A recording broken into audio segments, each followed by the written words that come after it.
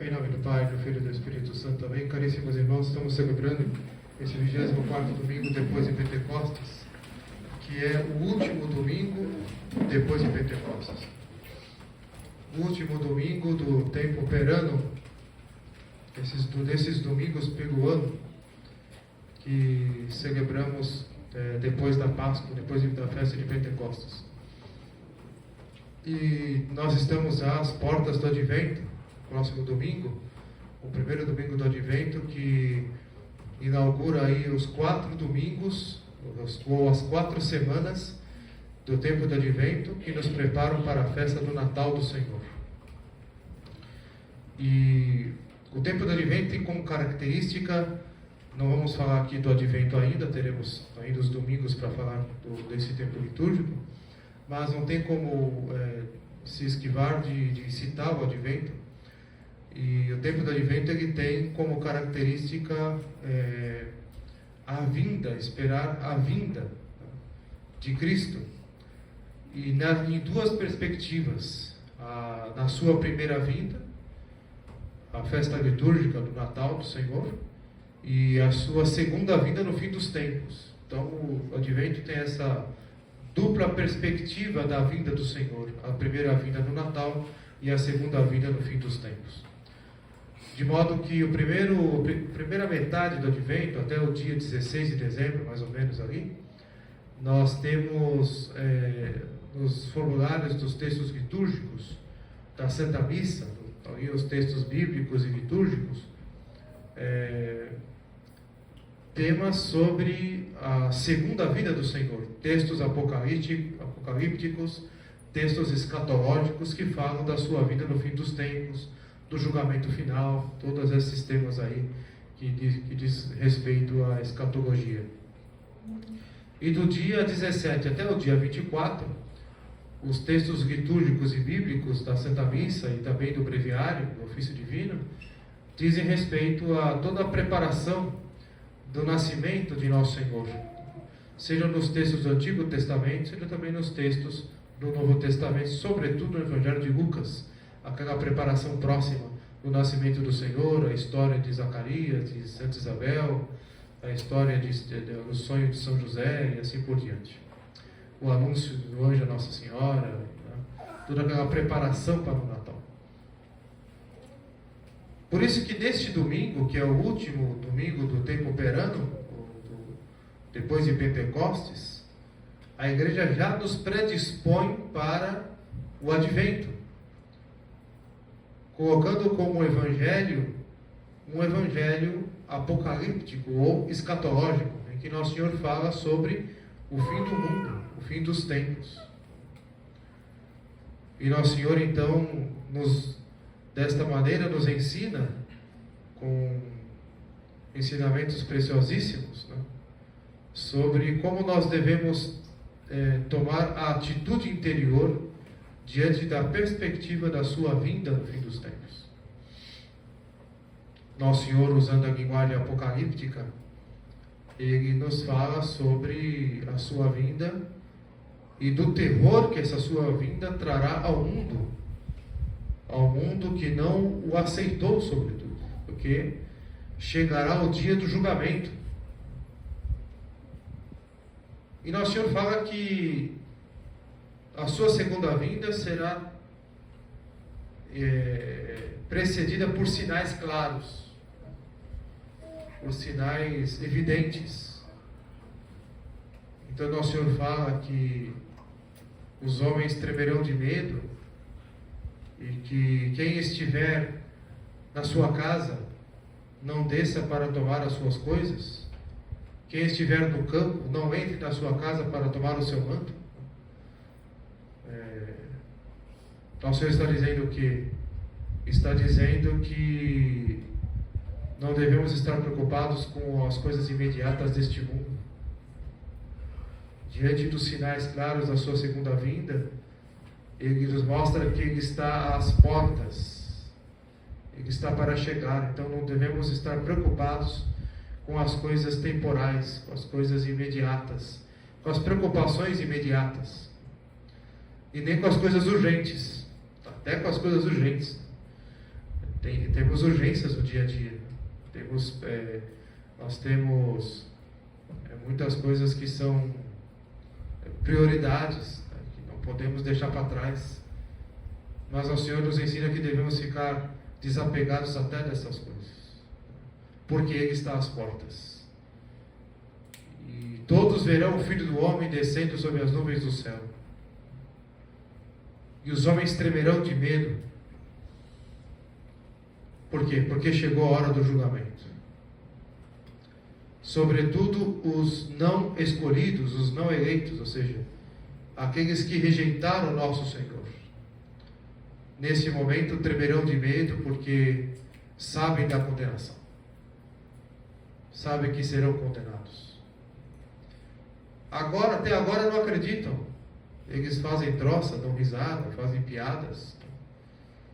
Os homens fazem o que eles querem, usam do poder, do dinheiro, da influência, fazem injustiças, faltam com a caridade, faltam com respeito para com o próximo, ignoram o culto a Deus. Então eles ficam à vontade. Deus lhes dá até tempo para que possam se converter, que possam mudar de vida. Então Deus lhes deixa super à vontade. Mas chegará o momento que esse tempo vai acabar. E como dizem os Salmos, diante das atrocidades dos homens, ri-se deles o que mora lá no céu, zomba deles o Senhor Onipotente. Porque eles pensam que estão zombando de Deus, mas na verdade é Deus, nosso Senhor, que está zombando deles. Porque chegará o dia do julgamento, e esse dia será um dia de julgamento implacável. E toda a justiça que o homem não foi capaz de realizar neste mundo, Deus, nosso Senhor, vai realizar. Eles fazem o que querem, como diz no ditado popular, eles pintam e bordam, né? Eles usam do poder, massacram os outros e subjugam os outros. Os revolucionários, né? Eles querem destruir a fé, destruir a igreja, destruir a família, destruir a vida com o aborto. Eles querem impor as vontades deles, as ideologias deles.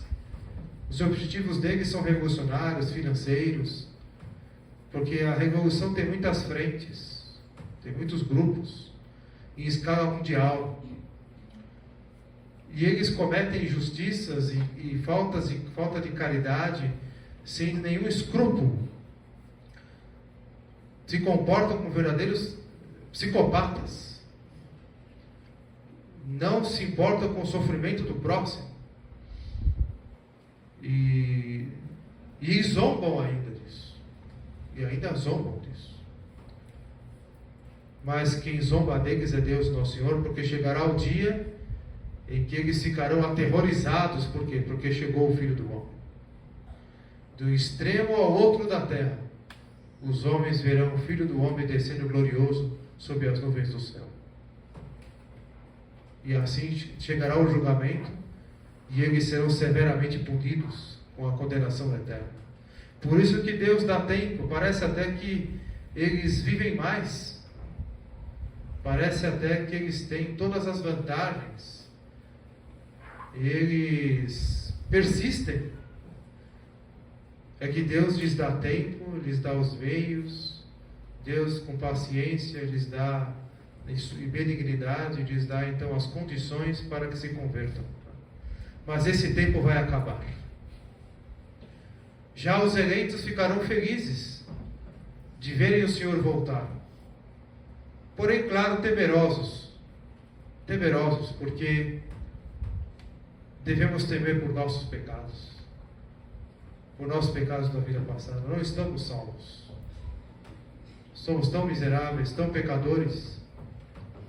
Tanto ainda afeto pelo pecado que nós carregamos, os pecados da vida passada. Tantas rédeas ainda com os pecados pessoais, defeitos, sobretudo defeitos dominantes. Tantos ainda apegos ao pecado que temos. Tantos pecados que não cometemos, mas quem sabe gostaríamos tanto de cometê-los.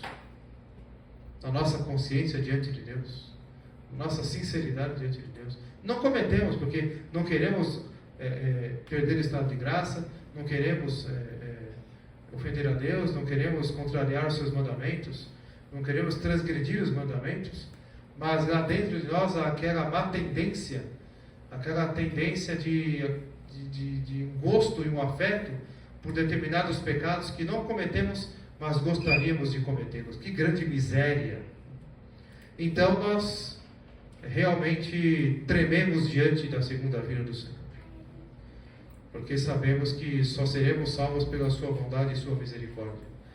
A nossa luta contra o pecado mortal, para abandonar o pecado mortal, para manter a vida da graça, para sermos santos, é uma luta impulsionada pela graça de Deus e sua misericórdia, como por exemplo, a graça de se confessar habitualmente, que nos mantém na vida da graça, que nos dá aumenta a graça para combater o pecado. Mas nós sabemos que mesmo assim temos ainda muitas impenitências, ainda não desagravamos o suficiente o Sagrado Coração de Jesus e o Imaculado Coração de Maria. A nossa penitência ainda é insuficiente devido aos grandes pecados que nós cometemos no passado e quem sabe cometemos ainda pecados que não queremos abandonar, ainda certos defeitos que não queremos corrigir porque nos convém, porque nos favorece de alguma maneira, nos traz algum tipo de prazer ou de vantagem, nos é conveniente simplesmente, não queremos então abandonar. Então, são muitos motivos em que, ao contemplar a segunda vinda do Senhor, nós trememos por dentro, porque poderemos ser sim condenados por esses nossos pecados. Então, caríssimos irmãos, nosso Senhor, Ele nos dá sinais da sua segunda vinda, e os sinais são bem claros. Um sinal muito eloquente é os da própria natureza, como nosso Senhor diz, que as estrelas cairão do céu, o universo será abalado, e temos aí muitas manifestações de catástrofes naturais, as confusões nas estações do ano. Isso não é só no Brasil, isso está acontecendo mundialmente. Pode ter alguma intromissão do homem, pode haver, mas é algo que ultrapassa a área de ação do homem. Há uma desordem do cosmos. São sinais que nosso Senhor está nos dando. Há também muitas catástrofes, calamidades, além de guerras que nosso Senhor não cita no Evangelho de hoje, mas cita em outros textos dele, escatológicos. Ouviremos muito desses textos agora no Advento, de guerras, de revoluções. E a grande revolução que acontece mundialmente, em alta escala, revoluções nunca vistas na história, e que estão destruindo a civilização. Já praticamente destruiu a civilização cristã, que, por exemplo, na Europa já praticamente não existe mais. A única coisa que ficaram foram as catedrais e as igrejas, e os revolucionários estão se encarregando de ainda botar fogo em tudo. Pouco a pouco, eles vão botando fogo para destruir tudo. Ou seja, sinais claros da segunda vinda do Senhor. A grande apostasia, do qual fala o Apocalipse, que é a causa da crise na estrutura física da igreja que nós estamos assistindo, uma crise sem precedentes na história da igreja, os 2000 anos de igreja, uma crise aterrorizante, em que por infiltração e ocupação de espaço chegaram ao cargo máximo de ocupar a Santa Sé, a Cúria Romana, e que dali deveriam de ensinar na cátedra de Pedro, ensinar na cátedra das dioceses do mundo inteiro a verdade católica, a fé católica e apostólica. Ali se ensina o erro e a prática do pecado. Ali se exalta o erro e o pecado. Que crise! Sinal claro da segunda vinda do Senhor. Alguns ainda se perguntam, percebemos na internet, mas se estamos vivendo uma crise tão terrível como essa, como será então a crise antes do fim do mundo? Será que haverá uma crise pior que essa? O impostor da sé de Pedro, que é claramente um impostor. Será que teremos uma crise ainda pior que essa? Será que ainda haverá a grande apostasia ainda? Essa não é a grande apostasia? Roma apostatou da fé. Desde o Concílio Vaticano II ainda se espera uma outra revolução. Ou seja, não podemos ser ingênuos de não perceber que os sinais são claros da grande apostasia e da iminente vinda do Senhor. Porém, caríssimos irmãos, nós não podemos ficar aí colocando dia e hora para a vinda do Senhor, como muitas dessas aparições que estão aí surgindo e ficam colocando dia e hora para o Senhor voltar. Nosso Senhor nos revela em que Ele vai voltar e que teremos sinais como esses que estamos aqui da sua segunda vinda. Mas Ele não nos revelou o dia e a hora, e Ele diz claramente que o dia e a hora só o Pai sabe. Então o Senhor não nos revelou o dia e a hora. Está nos desígnios eternos de Deus, nos desígnios divinos, o dia e a hora que o Senhor irá voltar. Nosso Senhor apenas nos diz para estarmos preparados, para estarmos atentos. Como nós percebemos por sinais da natureza que o verão está perto, assim também, por esses sinais que estamos vendo, nós sabemos que Nosso Senhor está perto.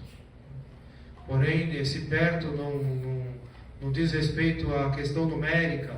Então faltam alguns anos, 10 anos, 20 anos, faltam alguns meses. Então não diz respeito a questões numéricas. Deus é eterno, como dizem os Salmos. 1000 anos, Senhor, para vós são como ontem. Para Deus é eterno, o tempo é para nós. Muito tempo, pouco tempo. Isso diz respeito a nós, não a Deus. Ele virá o dia e a hora segundo a sua vontade, segundo a sua santíssima vontade. O que compete a nós não é ficarmos aí tentando adivinhar o dia e a hora e ouvir esses que ficam enganando as pessoas, colocando o dia e a hora para Nosso Senhor voltar. Mas nós devemos sim estarmos preparados para esse dia e hora que não sabemos quando será, para que quando chegar estejamos atentos, e como diz Nosso Senhor, para que estejais de pé diante do Filho do Homem. De pé significa o quê? Com dignidade, com a cabeça erguida, em estado de graça, prontos para recebê-lo, prontos para nos submeter ao seu julgamento. Seremos julgados por aquele a quem amamos, a quem pelo qual estamos expostos interiormente até darmos a vida, até derramarmos o sangue. E é esse o sentimento católico diante da vinda de nosso Senhor. Tememos sim por nossos pecados? Sim, tememos por nossos pecados. Porém, confiamos totalmente na sua misericórdia, diante do nosso sincero arrependimento. Diante do sincero arrependimento, temos que nos entregar nos braços da misericórdia divina. Se há arrependimento sincero. Porque nós não podemos brincar com a misericórdia de Deus, pensando que Ele é misericordioso e que perdoa tudo, e eu vou continuar obstinado no pecado, no final Ele abençoa tudo, Ele perdoa tudo e todo mundo vai para o céu. Isso é brincar com as coisas de Deus. Isso é brincar com a misericórdia de Deus. Isso é brincar com a remissão dos pecados. Isso é zombar de Nosso Senhor na cruz, que ofereceu um sacrifício horrendo, terrível de sua própria vida, derramando todo o seu sangue, molando o seu corpo em remissão dos nossos pecados. Nós não podemos brincar com as coisas de Deus, não podemos brincar com as coisas do céu, porque teremos que pagar um preço caro por brincar com isso, porque não há nada mais sagrado, nada mais sacratíssimo, mais santíssimo do que a vontade de Deus, do que o seu amor por nós, do que a remissão dos nossos pecados, do que o santo sacrifício de Nosso Senhor na cruz, que nós renovamos todas as vezes que assistimos a Santa Missa. Portanto, caríssimos irmãos, estamos aqui diante das grandes resoluções que devemos tomar. E a grande primeira resolução é de sermos santos.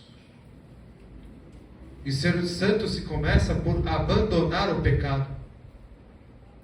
Abandonarmos o pecado mortal. Estamos muito acostumados com o pecado. E nós justificamos. Mas eu sou pecador mesmo, não tem jeito. Mas isso aí são defeitos meus que eu carrego lá dos meus antepassados. Meu bisavô já era assim, isso é genético. Mas é da minha personalidade, mas é do meu caráter. Fui criado assim, minha educação teve essas lacunas e faz parte da minha personalidade, da formação do meu caráter. Então isso não vai mudar. E agora velho, então fica mais difícil ainda mudar isso aí. Então nós vamos justificando os nossos defeitos, justificando os nossos pecados. E o mais diabólico nisso é que nós queremos justificar com base científica ainda. Então será que chegando diante de Deus no céu, nós vamos falar, Senhor, eu cometi esse pecado aqui, nunca abandonei esse pecado mortal, mas é porque eu tenho uma predisposição genética. E nós vamos então dar base científica diante de Deus, para justificar os nossos pecados. Isso é demoníaco. Justificar o pecado até usando base científica, é a questão de genética. Então isso é uma brincadeira. Isso é uma brincadeira. Não podemos brincar com as coisas santas. Não podemos zombar de Deus. Porque isso seria desacreditar da sua graça.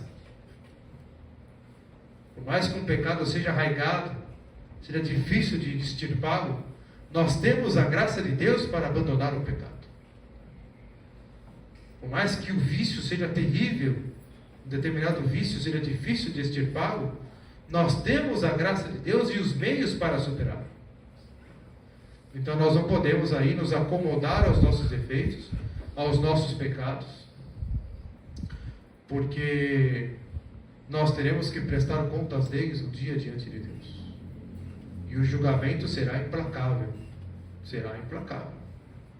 Nós podemos ir para o inferno com véu, saia, terço na mão, terno e gravata, brochinho de Nossa Senhora. Podemos ir para o inferno com tudo isso, com catecismo na mão, com catecismo decorado. Podemos ir para o inferno com conhecimento de tratado teológico. Vamos para o inferno do mesmo jeito. Não brinquemos com as coisas de Deus. Não pensemos que somos muito santos porque assistimos vídeos na internet, compreendemos a doutrina, compreendemos a moral católica, porque já lemos a vida dos santos. Não pensemos que nós vamos para o céu por causa de conhecimento da fé. Nós vamos para o céu pela prática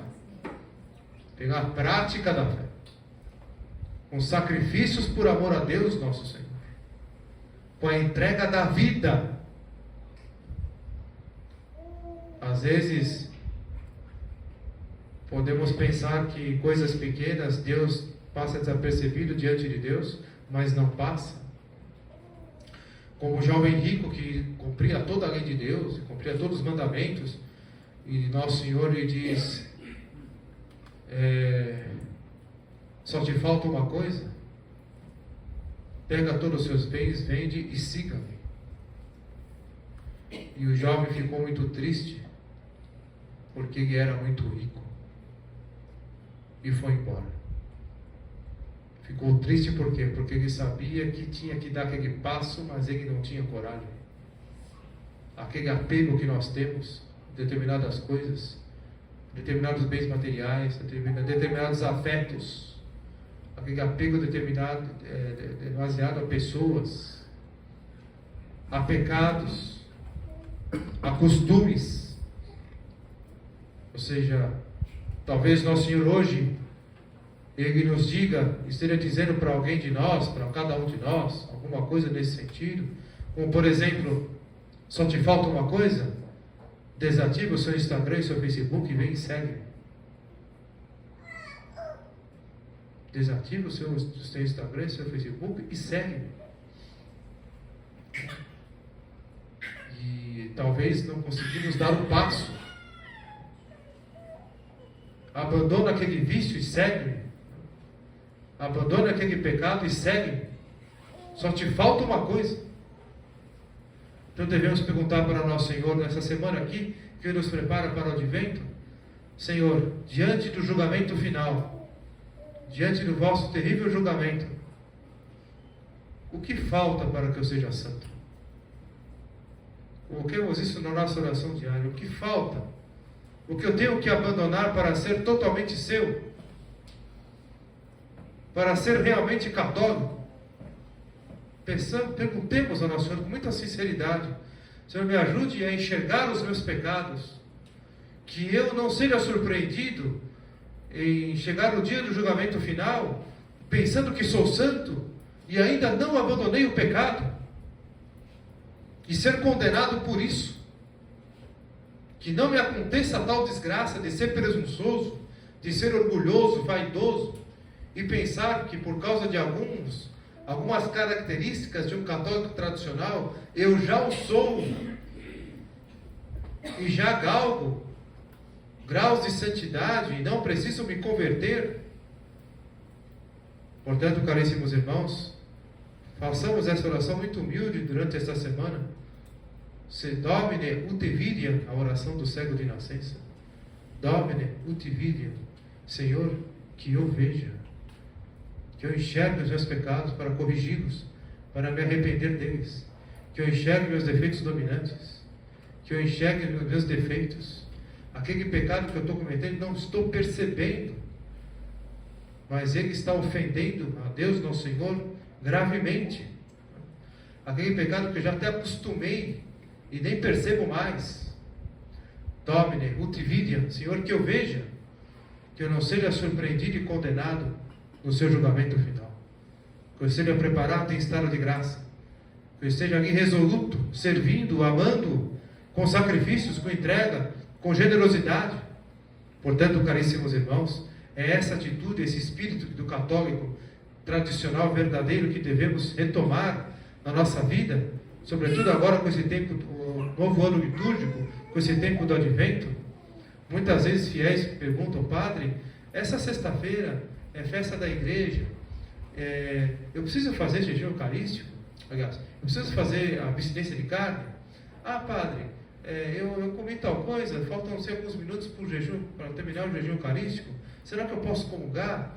É aquela má vontade para as coisas de Deus, é aquela má vontade, quer se livrar da abstinência de carne na sexta-feira, quer se livrar do jejum eucarístico, fica colocando manias na frente, fica colocando caprichos na frente, usa de capricho com as coisas de Deus.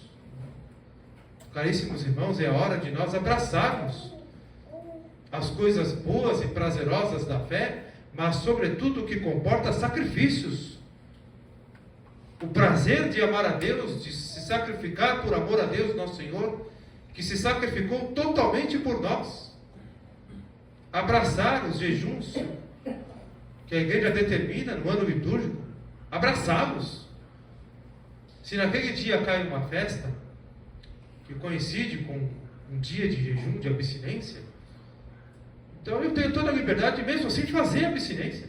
Não é proibido fazer o jejum, a não ser aos domingos. Aos domingos não. Mas eu posso abraçar aquele jejum, abraçar aquela abstinência, abraçar. Mortificação. Não preciso ficar esperando mortificações passivas, ou seja, aquelas mortificações que se apresentam, que eu tenho que me submeter a elas. As mortificações ativas, eu tenho que todo dia ter a santa criatividade de me entregar a mortificar a carne. Não precisa o padre me mandar fazer mortificação. Eu tenho que, de minha parte, já mortificar meus sentidos. Não posso ser uma criancinha na fé. Preciso ser adulto na fé, consciente que tenho que me salvar como santos. E nos dá um exemplo. Por isso, ler a vida dos santos é muito bom, porque nos dá esse sentido católico da santidade.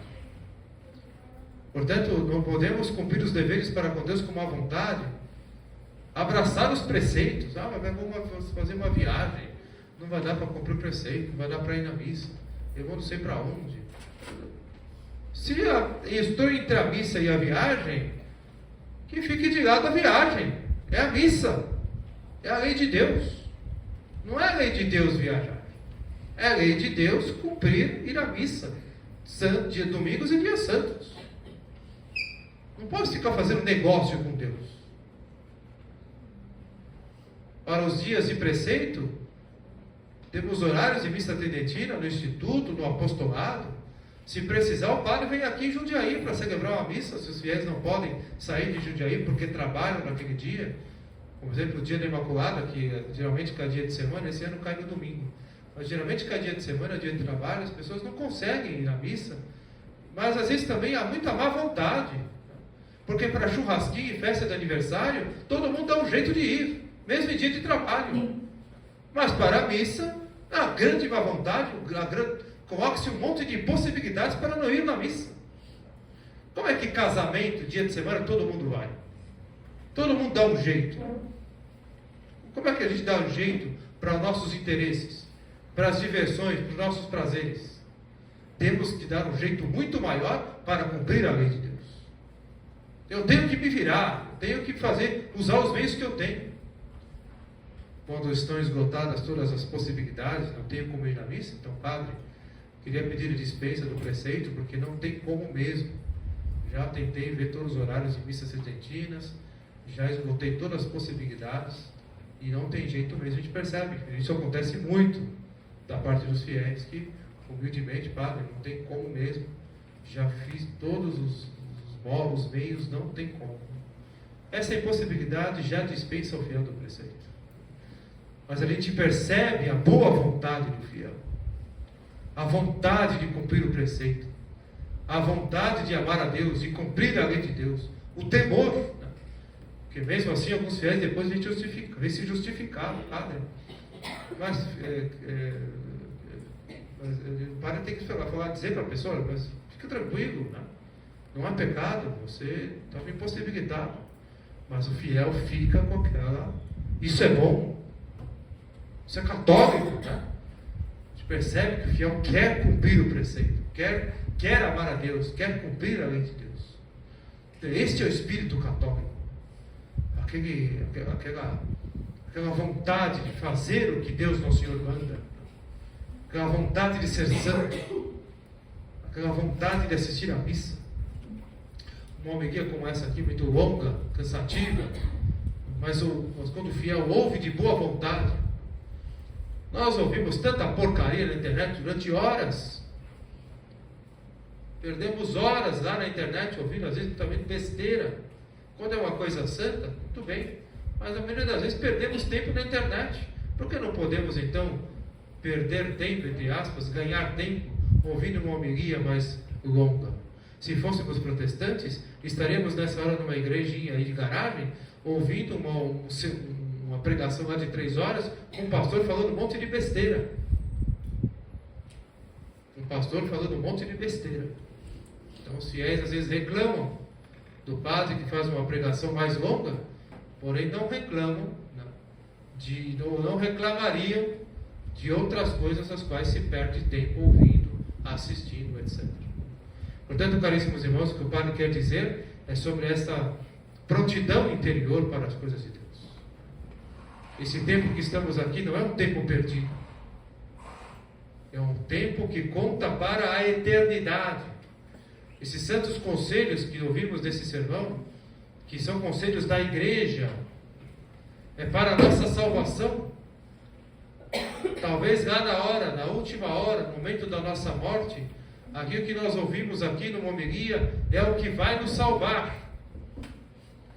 É o que vai nos manter na fé no momento de tentação, no momento de fraqueza, de uma queda de um pecado.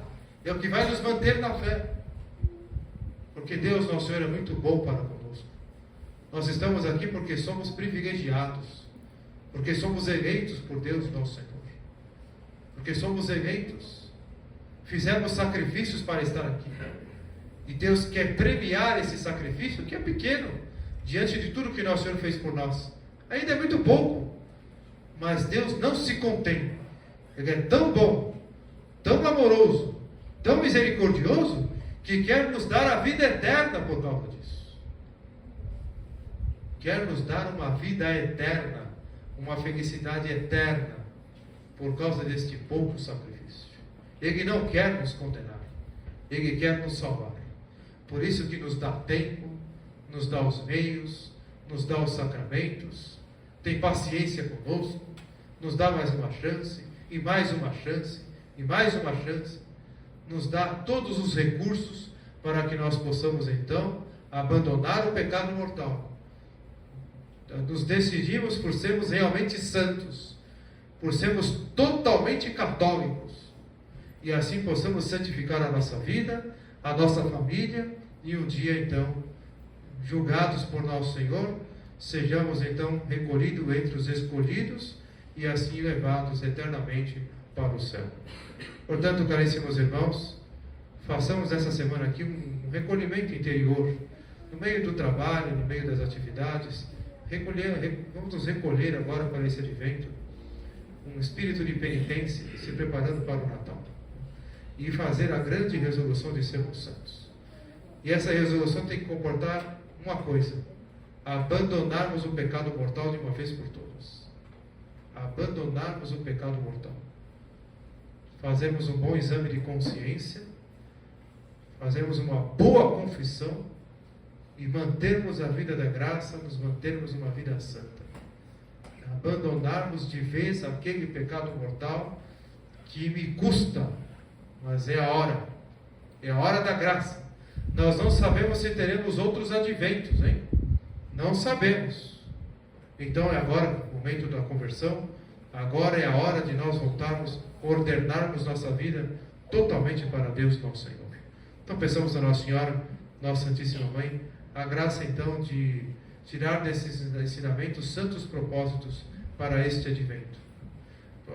Grandes resoluções, reordenarmos a vida.